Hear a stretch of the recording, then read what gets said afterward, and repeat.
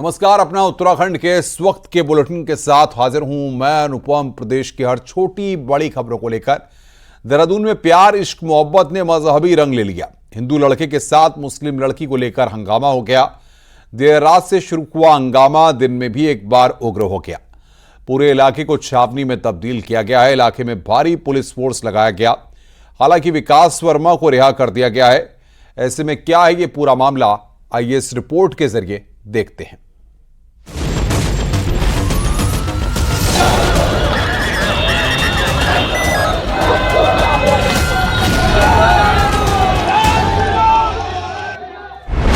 तस्वीरें देहरादून की हैं, जहां हिंदू लड़के के साथ मुस्लिम लड़की को लेकर बवाल बढ़ गया। घंटा घर के पास सुबह से ही बवाल जारी रहा, जिसको देखते हुए पूरे इलाके को छावनी में तब्दील कर दिया। पुलिस ने बजरंग दल के विकास शर्मा को गिरफ्तार कर लिया था, जिसके बाद नाराज हिंदू संगठनों के कार्यकर्ता विरोध प्रदर्शन पर उतर आए। एकदम इतने भारी पथराव को देखकर भागे। मैं बीच में खड़े होकर रोकने भी लगा कि आखिर करके रोए हो भाई। हम भी ये चाहते हैं कि बिटिया अपने घर चली जाए वापस, नाबालिग बच्ची है, और आप भी यही चाहते हैं, तो फिर ये विरोध का कारण क्या है? लेकिन कुछ लोग हैं जो इस शहर में तनाव चाहते हैं, कुछ लोग हैं जो इस प्रदेश की छवि को धूमिल करना चाहते हैं और यहाँ पर सांप्रदायिक सौहार्द खराब करने का प्रयास कर रहे हैं। अब आपको पूरा मामला भी समझा देते हैं कि आखिर ये हंगामा हो क्यों रहा है। तो मामला प्यार मोहब्बत से जुड़ा है, जहां यूपी के बदायूं से किशोरी देर रात अपने प्रेमी से मिलने देहरादून रेलवे स्टेशन पर पहुंच गई। उसी दौरान प्रेमी युवक भी वहां पहुंचा, जो देहरादून के सेलाकुई में प्राइवेट नौकरी करता है और बदायूं का ही रहने वाला है। लड़का और लड़की दोनों ही अलग अलग समुदाय से थे। लड़की के परिजनों ने इसकी जानकारी देहरादून में अपने रिश्तेदारों को दी। तभी स्टेशन पर मुस्लिम समुदाय के लोग पहुँच गए। उसी दौरान प्रेमी युवक ने भी अपने दोस्तों को इसकी जानकारी दे दी। दोनों ओर से बड़ी संख्या में स्टेशन पर लोग इकट्ठा हो गए और मामला बिगड़ गया। पुलिस फोर्स को मौके पर लाठी तक फटकारनी पड़ी।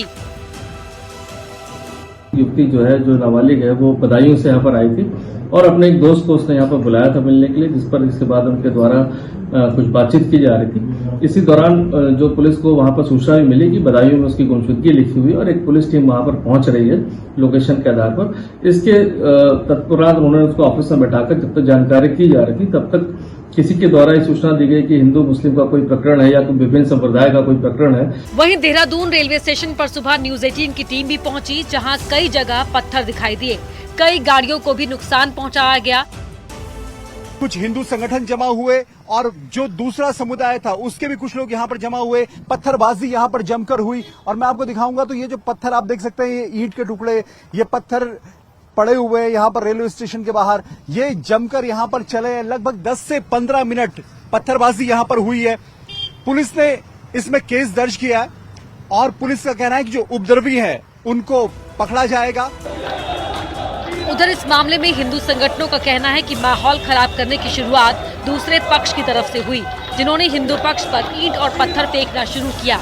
नौबत ये थी कि पुलिस को वहां से निकलना मुश्किल हो गया था। इस पूरे मामले में जो ये घटनाक्रम यहाँ पर हुआ, उसकी सीसीटीवी फुटेज जुटाई जा रही है और सीसीटीवी फुटेज देखने के बाद जिस किसी ने इस घटना को अंजाम देने की कोशिश की, जो भी अराजक तत्व है, पुलिस का कहना है उनके खिलाफ कार्रवाई की जाएगी। कैमरा पर्सन संदीप नेगी के साथ दीपांकर भट्ट, न्यूज 18 देहरादून। कांग्रेस प्रदेश अध्यक्ष करण मारा का कहना है कि विकास वर्मा जैसे लोगों पर कार्रवाई होनी चाहिए और अगर उत्तराखंड में हिंदू मुस्लिम दंगे होते हैं तो बीजेपी सरकार जिम्मेदार होगी। वहीं बीजेपी नेता मुन्ना सिंह चौहान ने कहा कि अगर कोई उत्तराखंड में एजेंडा चलाएगा तो उसे बख्शा नहीं जाएगा। वहीं महेंद्र भट्ट ने कहा कि उत्तराखंड में दंगे हो ही नहीं सकते क्योंकि यहां के मुस्लिम भी देवभूमि की संस्कृति को मानते हैं। ये प्रशासन और सरकार को देखना चाहिए। अगर लॉ एंड ऑर्डर बिगड़ेगा, अगर यहाँ हिंदू मुस्लिम दंगे हुए, यहाँ गंगा जमनी तहजीब को अगर नुकसान हुआ, तो इसकी पूरी जिम्मेदारी सरकार की होती है। और ऐसे लोग जो लगातार कई घटनाओं में लगातार दिखाई दे रहे हैं, वो कैसे यहाँ संरक्षण प्राप्त है, वो यहाँ कैसे रह रहे, इसको देखने की जरूरत है। किसी एजेंडे के तहत, फिर मैं दोहरा करके कह रहा हूं, किसी एजेंडे के तहत यदि किसी को जानबूझ करके यहां के सामाजिक ताने बाने को बिगाड़ने का कोई कुत्सित प्रयास है, यदि कोई एजेंडा इस बात का परसू कर रहे हैं, तो ऐसे तत्वों के खिलाफ सख्त कार्रवाई होगी, निश्चित रूप से। देवभूमि उत्तराखंड के अंदर कोई दंगा, सांप्रदायिक दंगा हो ही नहीं सकता है, क्योंकि यहाँ का जो मुस्लिम समुदाय भी है वो भी यहाँ के हिंदुत्व और खासतौर पर देव संस्कृति का जो पक्ष है उसके समर्थक है, वो जानता है। उत्तराखंड में जमीन की खरीद फरोख्त को लेकर बड़ी खबर है। धामी सरकार राज्य में जमीन खरीदने को लेकर पहले बनाए गए नियमों में बड़ा बदलाव करने जा रही है। इसको सख्त भू कानून लागू करने की दिशा में बड़ा कदम बताया जा रहा है। मुख्यमंत्री पुष्कर सिंह धामी ने कहा कि बजट सत्र तक इस पर ठोस काम किया जाएगा।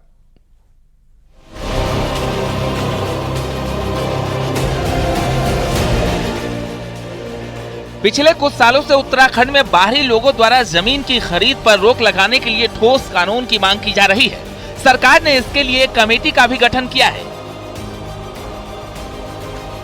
इस बीच शुक्रवार को मुख्यमंत्री पुष्कर सिंह धामी ने कहा कि जमीन की अनियमित खरीद को कंट्रोल करने के लिए पहले की सरकारों में जो कानून बनाए गए हैं उनमें जो कमियां हैं उनको दूर करके बजट सत्र तक सरकार नए नियम लागू करने की दिशा में काम कर रही है। मुख्यमंत्री ने ऐलान किया कि नगर निकाय क्षेत्रों के बाहर प्रति परिवार 250 वर्ग मीटर की जगह कई परिवारों ने अलग अलग नाम से कई भूखंड खरीद ली, जबकि वो अधिकतम 250 वर्ग मीटर ही जमीन खरीद सकते थे। सीएम ने साफ किया कि जिन निवेशकों ने उत्तराखंड में प्रोजेक्ट के नाम पर जमीन ली है लेकिन वहां कुछ नहीं बनाया, उनका भी रिकॉर्ड खंगाला जाएगा। हमारी सरकार भू कानून है, मूल निवास है, जो ऐसे मुद्दे हैं, इन सभी मुद्दों को लेकर हम हमेशा से संवेदनशील रहे हैं।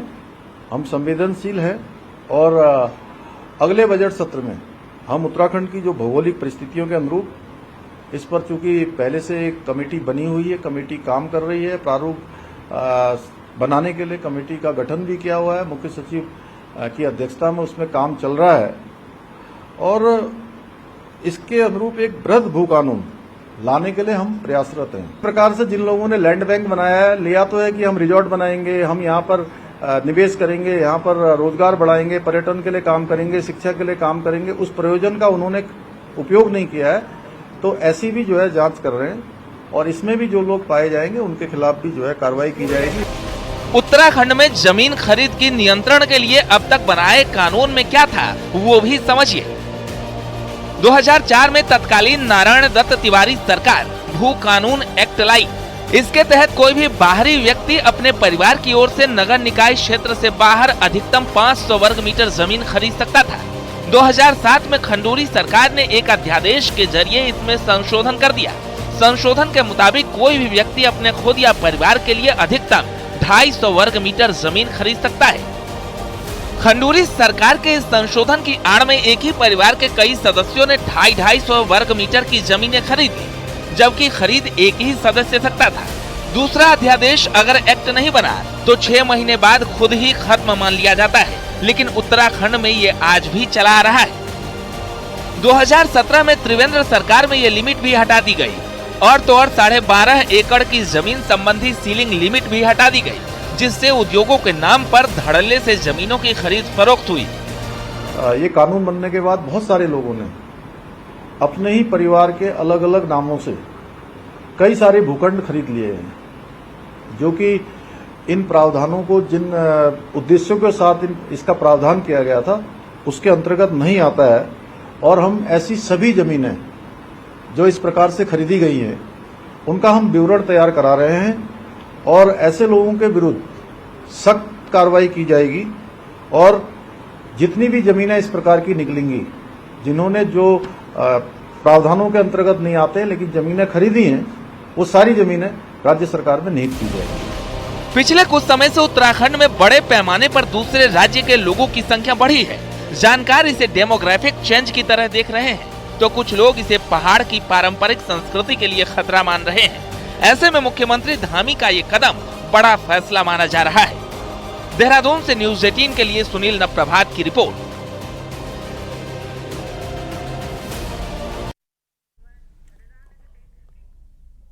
रुद्रप्रयाग में बद्रीनाथ हाईवे पर पिछले 2 दिनों भूस्खलन की वजह से बार बार बंद हो रहा है, जिससे जाम की समस्या से यात्रियों को जूझना पड़ रहा है। नरकोटा के पास पहाड़ी से लगातार मलबा और बोल्डर गिर रहे हैं, जिसकी वजह से हाईवे एक बार बंद हो गया।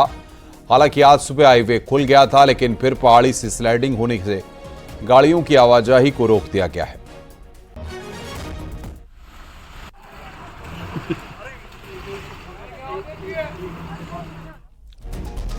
विकासनगर में एक 14 साल की नाबालिग लड़की को शादी का झांसा देकर उसके साथ दुष्कर्म करने का मामला सामने आया है। पीड़ित के पिता ने आरोप लगाया कि परवेज नाम के युवक ने उनकी लड़की को झांसा देकर दुष्कर्म किया। पीड़ित लड़की ने एक बच्चे को भी जन्म दिया है। फिर परवेज ने किसी दूसरी लड़की से निकाह कर लिया। पुलिस ने आरोपी के खिलाफ पॉक्सो एक्ट समेत कई धाराओं में केस दर्ज कर लिया।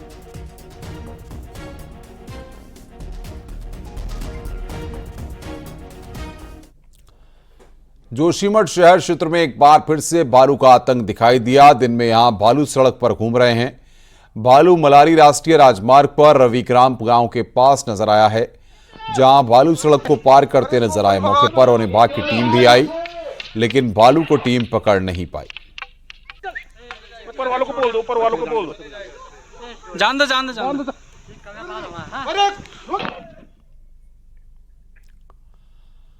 मसूरी में विश्व पर्यटन दिवस के मौके पर शुक्रवार को मसूरी में आईएएस संजय कुमार की किताब का विमोचन राज्यपाल गुरमीत सिंह ने किया।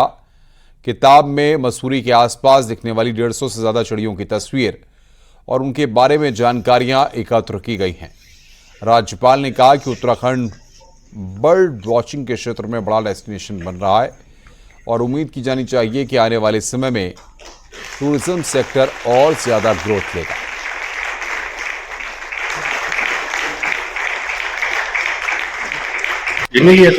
हमें पता ही कहाँ चला। आज विश्व पर्यटन दिवस है। कॉर्बेट नेशनल पार्क भी वाइल्ड लाइफ टूरिज्म के लिए देश दुनिया में मशहूर है, जहां देश विदेश से वन्य जीवों के दीदार के लिए पर्यटक पहुंचते हैं। आइए देखते हैं हमारी रिपोर्ट।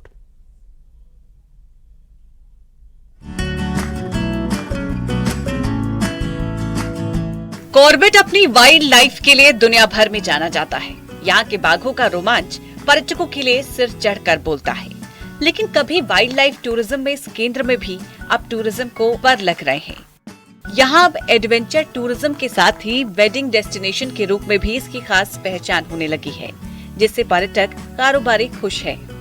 यहाँ यहाँ वाइल्ड लाइफ के लिए मैं आता हूँ। यहाँ ज़्यादातर मुझे काफ़ी पसंद है यहाँ पर आना, और वैसे भी नॉर्मली मैं कभी भी आता हूँ तो यहाँ बेनियन ज़्यादा स्टे करता हूँ मैं, और मैं मंथली 1-2 बार यहाँ विजिट कर ही लेता हूँ। देखिए, अगर मैं पर्यटन के बारे में बात करता हूँ तो परिस्थितियाँ इस टाइम पे बहुत बदल चुकी हैं। पर्यटन के बारे में बात करते हैं तो किसी टाइम पर जो वाइल्ड लाइफ टूरिज्म होता था कॉर्बेट में, अब वो कन्वर्ट होके और बढ़ के बहुत अलग अलग दिशाओं में टूरिज्म हो चुका है। एडवेंचर टूरिज्म हो चुका है, वेडिंग डेस्टिनेशन बन चुका है। बहुत सारी ऐसी और एक्टिविटीज हैं जो वाइल्ड लाइफ के अलावा भी बहुत स्प्रेड कर चुकी हैं। कॉर्बेट का टूरिज्म भले ही बड़ा आकार ले रहा हो, लेकिन यहाँ की वाइल्ड लाइफ के टूरिस्ट दीवाने हैं। कॉर्बेट प्रशासन भी उन्हें बेसिक सुविधा देने के लिए कोई कसर नहीं छोड़ता। देखिए, आप जानते हैं कि जहाँ तक वाइल्ड लाइफ टूरिज्म का बात है या इको टूरिज्म की बात है, कॉर्बेट सिर्फ प्रदेश में नहीं, पूरे देश में और पूरे विश्व में एक अग्रणी स्थल रखता है। यहाँ पर लाखों संख्या में पर्यटक हर साल इन क्षेत्रों में आते हैं और यहाँ से वन्यजीव के दीदार करके जाते हैं, और एक बहुत पॉजिटिव एक ओवरव्यू जो है वाइल्ड लाइफ के बारे में वो लेके जाते हैं। कॉर्बेट के दीदार के लिए लाखों सैलानी हर साल यहाँ पहुँचते हैं, जिससे सरकार को तो फायदा होता ही है, साथ ही स्थानीय लोगों को भी रोजगार मिल रहा है, जो वाइल्ड लाइफ संरक्षण के लिए भी माकूल है। न्यूज़ 18 के लिए रामनगर से गोविंद पाटनी की रिपोर्ट।